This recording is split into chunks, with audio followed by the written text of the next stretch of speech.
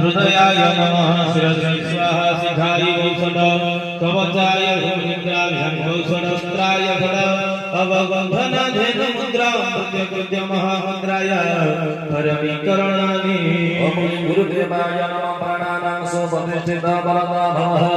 ओम ऐं गुरुदेवं पंचावतन स्नानियं नमोसक पुनः शुद्धोदके नमस्यामि नाजयः लक्ष्मी नमः पंचतेन सर्वधर्म ब्रह्म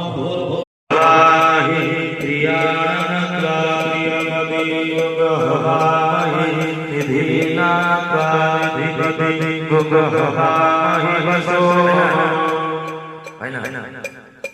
विघ्नराजा गणेशाय नमः